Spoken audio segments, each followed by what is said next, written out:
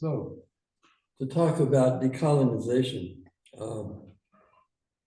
simply that, you know, we have a history of decolonization, and it's a violent, unfortunately, a violent history. I think the first step for some people might be to make some peace with that, to realize what has been done. And my own people were Salagi people from the Smoky Mountains of North Carolina, Tennessee, the area I grew up. And you know, in 1838 was the Trail of Tears, but long before that, my ancestors saw what was coming. They went west, and first they settled in Arkansas, which the government said they could stay there, but they still felt encroachment from their colonizer neighbors, and they kept going. They wound up in what is now Texas, but was then Mexico. And there they formed a community with the permission of the Mexican government. And so the name of my tribe is Salagi and Adagi and associated tribes, because there are actually 12 tribes. The Cherokee went west, they got permission of that land, they established a community. And at that time, tribes were being decimated all over. There were fugitives, refugees, seeking safety, and the Cherokee community took them in and said, you will become us, you will become part of us. And they had a community functioning there. And they had Cherokee, and they had Shawnee, and had Choctaw, Kickapoo, remnants of all these tribes. And so they functioned for a while, but eventually they stayed neutral in the war for Texas independence. But after that was over, Sam Houston, who had been adopted and married into the Cherokee tribe, was president of Texas, of the Republic of Texas, and he protected them. But once he got out of office, then the Texas troops attacked them, and they massacred many of them, and the rest of them took refuge in Oklahoma and Mexico, or in the back thickets. So eventually the people came out, recognized or reclaimed their legacy. And so today it is a state recognized tribe that is federally recognized by Mexico. So, you know, there's a tradition of the Cherokee being open-hearted people. And like many of the native tribes, they welcomed the European settlers to begin with, but then as time went on, they encroached more and more, and they stole more and more, and there was conflict. And so those people were, like I say, hurt people. You know, the Europeans had a bad history. There was the Roman conquest, where they were colonized by Romans, and then there was the witch hunts and the plagues, and then went through a lot of stuff. So when they came to the new land, they named America, and they were looking for safety and freedom. And they encountered people that had freedom, which was the Haudenosaunee.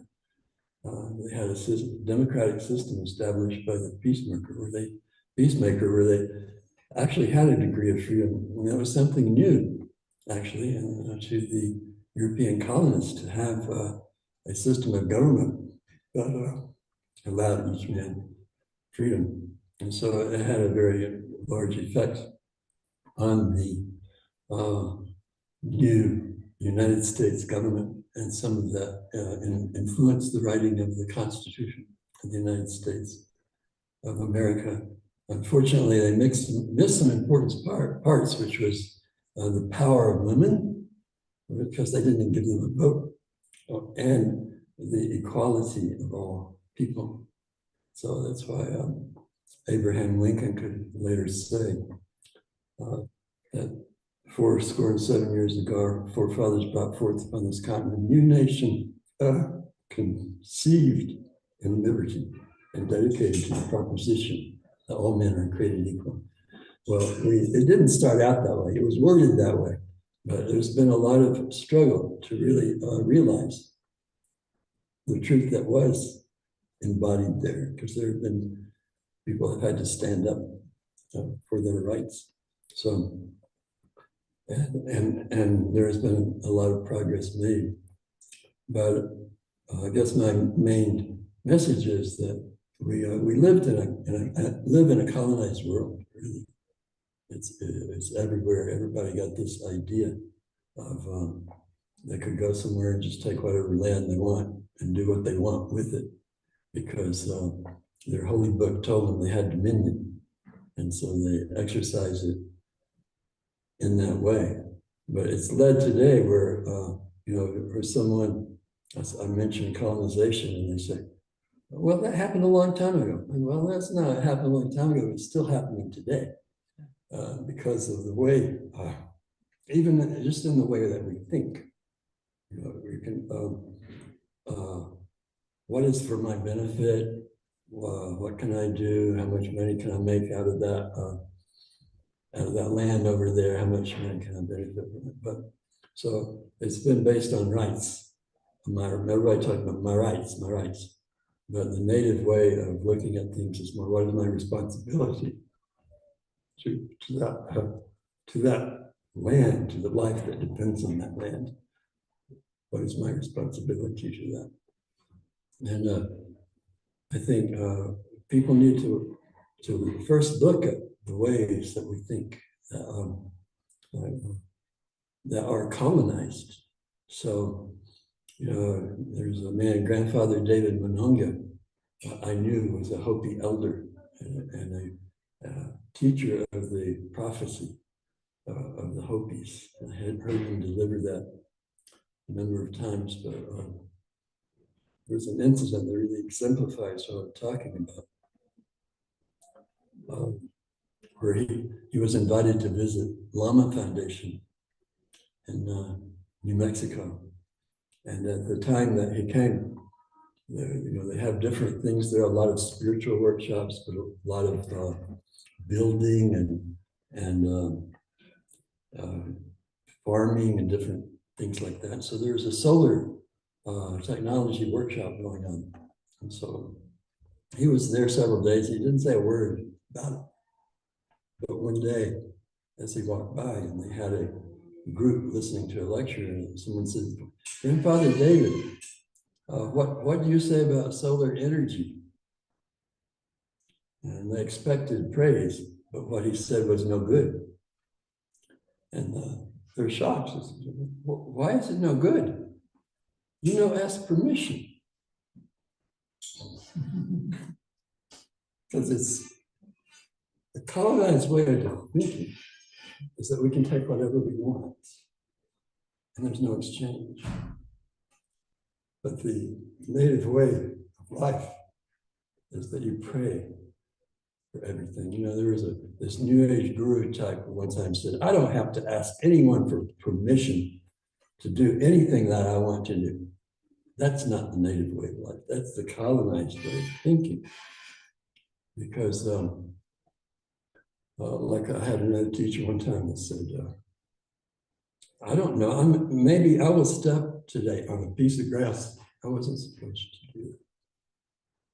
And so to think twice about anything that you do, to ask permission of the land, of the nature surrounding, all depends on it, so that whatever you do is done in harmony and balance and for the good of all, not just for one or not just for a few.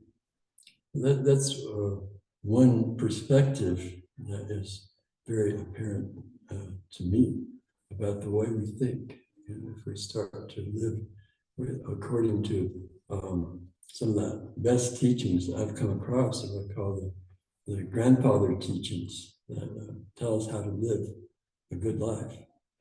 There is a respect and love and honesty and humility courage, generosity, and wisdom. And I think if we could follow our lives by these things, and whoever has heard of these things, but fortunately, it has been passed on. It is there to learn. I think that the indigenous people have wisdom that is necessary for the survival of life in this world.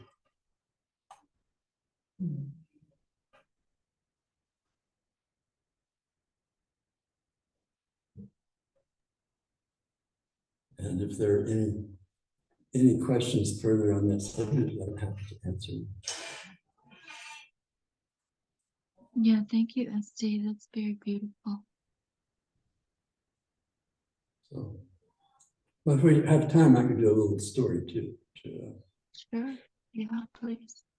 There's this a traditional Cherokee story called The Most Precious Thing.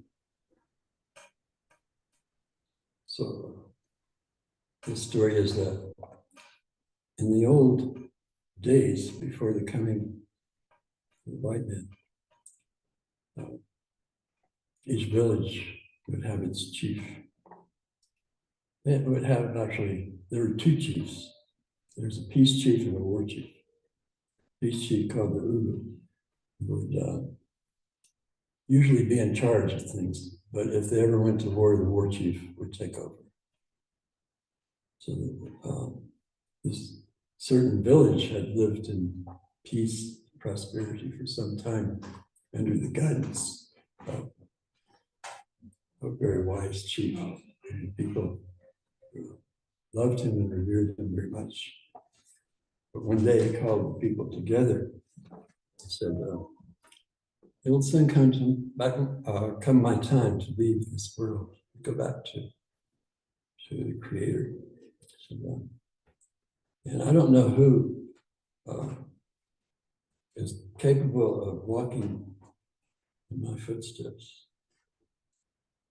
And so I propose a test to choose a successor. And he wore a feather cloak, which was the symbol of his authority, his chieftainship. And he said, I will pass on this cloak to a person who could be pointed in the distance. There's a mountain. You climb that mountain, go to the top of it, bring back the most precious thing that you can find. So that was in the next morning, all the people gathered together. And one man, he volunteered, he said, I will do that. So he left, he took off running toward that mountain. And the day went by, and as the sun was getting low in the sky, he returned. And he had a bundle. All the people came together, made a big circle to see what he had. He unwrapped the bundle. And there were all these herbs. There was different kinds of plants and leaves and stems and roots, berries. And he said, these are very rare and powerful herbs. He says, those are very hard to find and they're expensive if you do find them. But with these, we could keep ourselves strong and healthy. And the chief said, very good. The next morning, the next brave, he volunteered, he says, I will try. And he took off. Again, gone all day, and so sun getting low in the sky, he comes back with a bundle also. He laid his bundle down, opened it, and there was all these precious stones with emeralds and rubies and diamonds. He says, see all this? I found a cave up there that has all these beautiful and valuable stones. He says, we could trade these to other tribes and have whatever we want. And the chief says, good job. The next day, the third warrior took off running. And it was hardly noon. He came running back as fast as he could. He said, Chief, everybody came together there in the circle. And I said, Chief, I climbed that mountain and I saw the place where there were all the herbs. But I remembered you said go to the top. So I kept going past the cave with all the valuable stones. I kept going. When I got to the top, I looked off in the distance and I could see very, very far. And I saw smoke signals coming from the western horizon. He says, Chief, those are our relatives. I said, those people that say they've had a drought, they've had an epidemic of disease, and they've been attacked by enemies. They need help. He said, I don't care about being cheap. They need help. You need to go. Before he had finished speaking, the chief had taken the feather cloak off and put it on his shoulders. He said, you have found the most precious thing, that is caring about others. So he became a chief, was very loved and honored. And he led his people in the best way that anyone could for all the days of his life. That's all. Yeah. Thank you.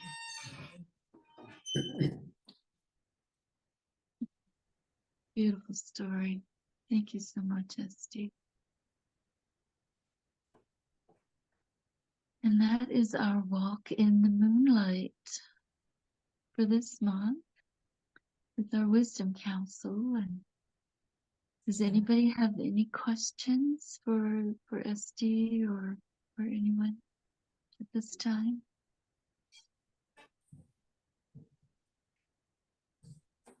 Thank you, Gail. I want to thank you and the Grandmother Council for making this space and bringing SD to us to hear this story, this wisdom that needs to be shared. Thank you so much. Wado. Wado. Thank you, Shan.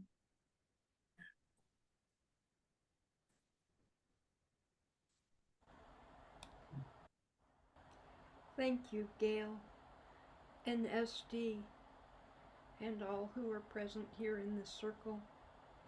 And I would like to offer the graphic that I shared a couple times in the chat. That's a powerful framing of this conversation for me. It shares a circle of unity with all beings as the indigenous way. We are one. We need each other.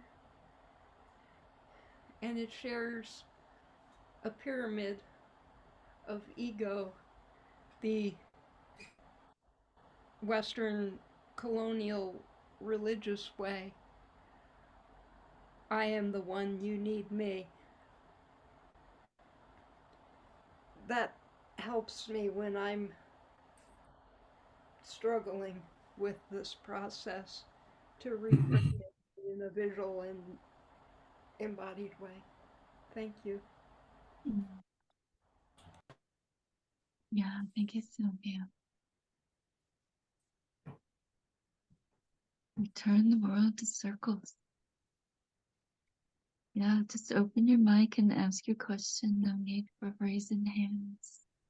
I was curious who did the music right before SD started storytelling. That was a composition that Michael and I created for the dances with the elements that we're going to do next Saturday as part of Earthstock. That was the dance with the element of earth. So it was a That was collaboration. beautiful. And thank you, SD, for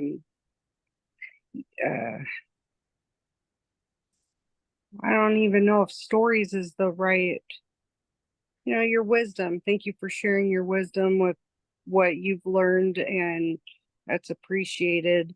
And when, you talk about the colonization, it's one of my medicine groups I'm in, the first time I had ever heard it was, you know, by my prayer guy, and he was kind of saying it at first, the way I took it with being having so much white in me and only just a tiny bit of Indian, and never, like, my whole life I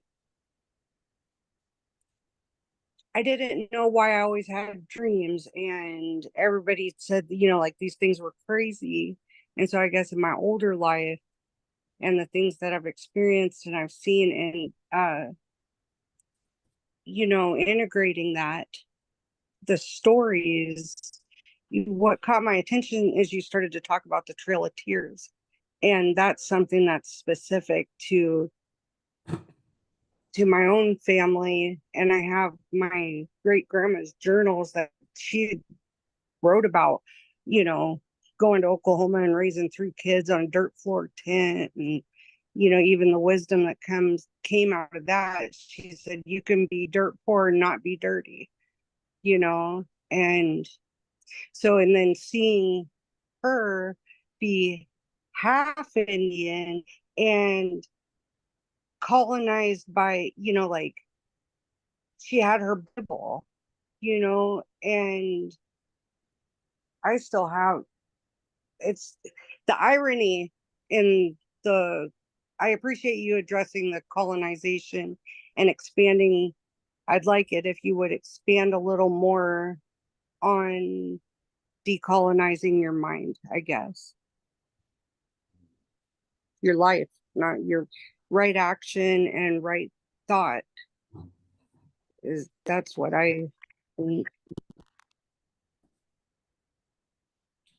Well, I would like to share a little story. Oh, sorry. Didn't mean to interrupt. okay. Close my plate. So colonization is based on privilege.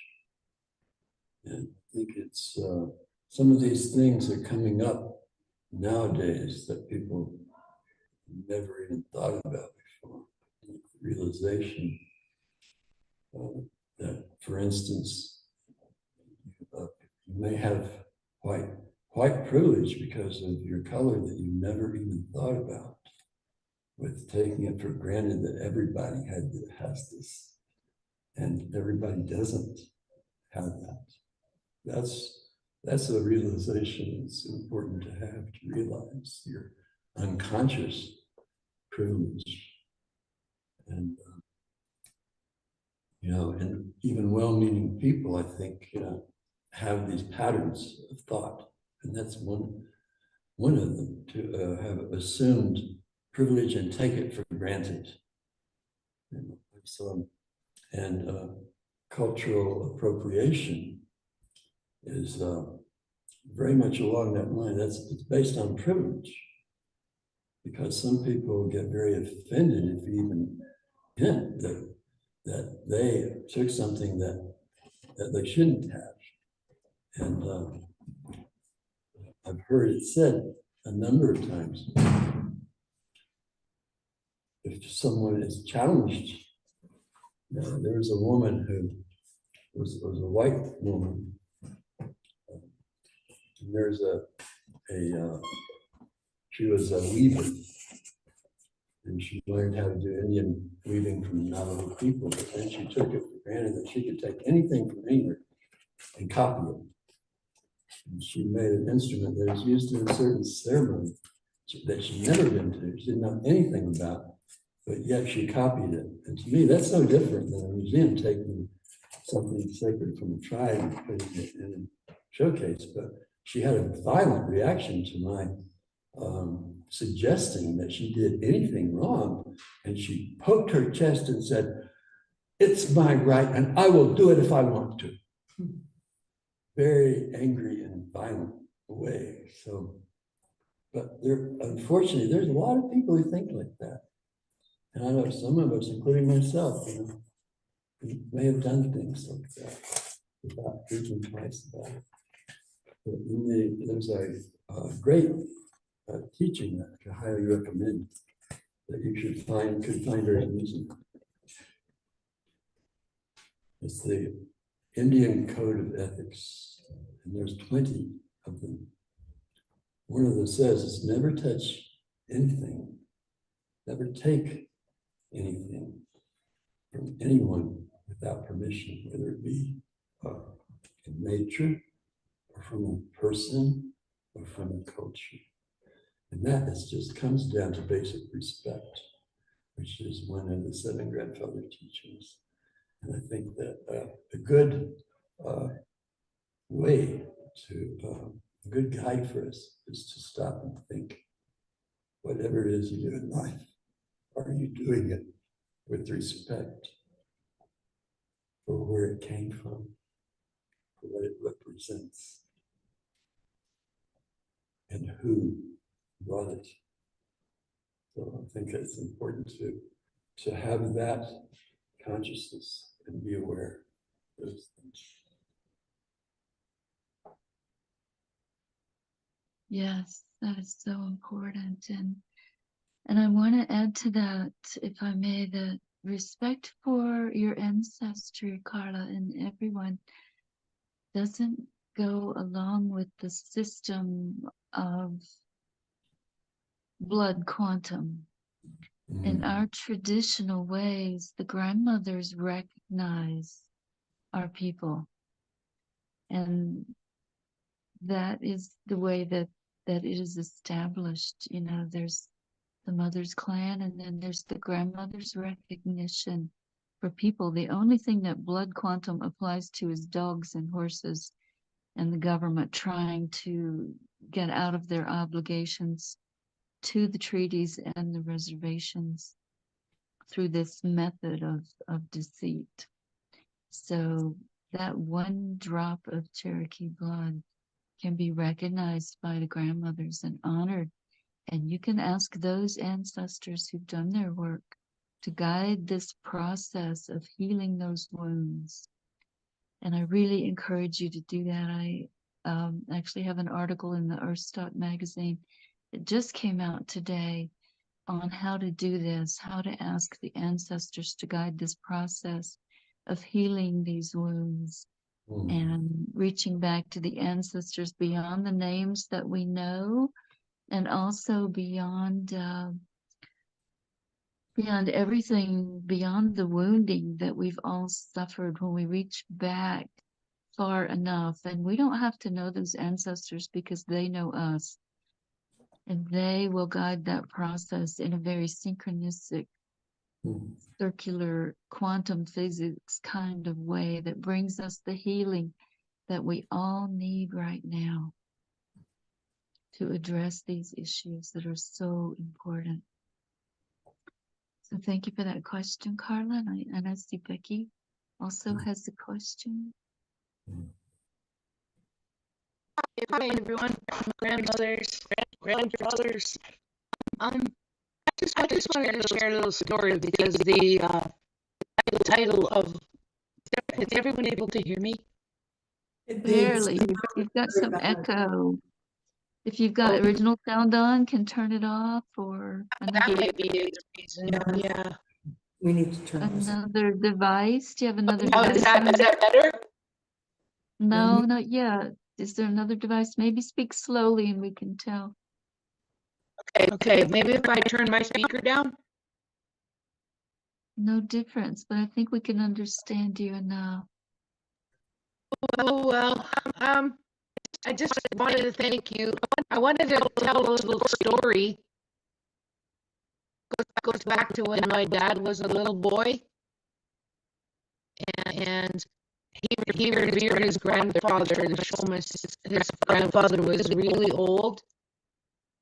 And it was a hot August moonlit night like now.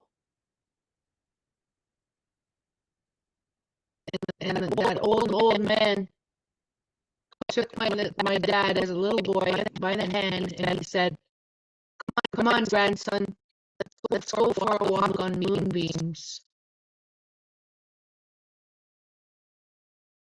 So I think the idea is for the grandmothers and grandfathers to join in the little people's magic, the young ones, as much as we can. And thank you, Gail, for inviting me.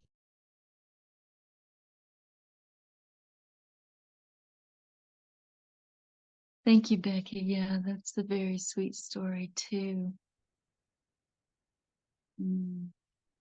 Does anyone else have anything they want to share before we sing ourselves out with the gratitude song and close our Wisdom Keepers Walking in the Moonlight? It's just lovely to see you all. I'll be there soon. Andrew, yeah. There's I a don't lot of good. travel a lot. I've never been to Colorado, so this is very new for me, but it's just a blessing to be with such wonderful beings and souls such as yourself and everybody. So Yeah, Andrew, it is a blessing. It's very sweet that we I've can been all on come together. I've been on this oneness path since 1996 when I was awakened and contacted by ETs, the Elohim and the It's really cool. Sweet. We're looking forward to your presentation, Andrew. Thanks. Well, I don't have an exact time slot, but I'm going to be on Saturday between the groups, sharing the channel poems I received from them, and so yeah, Mm, and yeah. the vibrational sound healing tube. So lovely to connect here. I wasn't even aware that you were doing this until I got off the plane and I had to wait, and I saw, oh wow, you're Yeah. Glad you joined us. Yeah. Esty, when is your time for presentation? Is that on Saturday as well? Oh, you told me? No, I was asking There you go. Esty about his Oh. presentation time. So you asked me. Yeah. Okay, it's my presentation is on Thursday, 1 to 2:30. And I will have 45 minutes and Marcello will have 45 minutes. But I will be doing storytelling and singing on Tuesday and on Saturday as well. Beautiful. Um, I will be at the Nature Circle out here. I'm really Will that looking be on the forward to after chat, or where? Yeah. When will that be? that. Esty will probably be on the conversation.cc quite a bit. And I'm going to encourage that because people do want to be able to interact with our elders. I'm going to be on every morning from 9 o'clock Mountain Time until 11, and then coming over to conversation.cc in order for others to talk with the panelists from the Sparkling Conversations. And I very much look forward to seeing you there. Thank you so much. Yes, we will be there. It's very exciting to look forward to those conversations. I'm sure they'll be amazing. Thank you so much. Mhm. Is there anything else anyone would like to share before we sing our gratitude and close out for today? Okay, open your mics and join me, please, in the song from the spring here on our sacred mountain in Lakota language, because I've held traditional Lakota ceremonies here for 13 years. So the spring sings to me in Lakota language, and you're all welcome to join me, please, in closing out with this gratitude song. Tunka shalai, unchimalaye, mitak yeo, unchimaka, mini choni, filmayaye. Ancestors, grandmothers, please share compassion on my relations. Grandmother, water is life. We are grateful. And I'm very grateful to all of you for joining in this beautiful way today.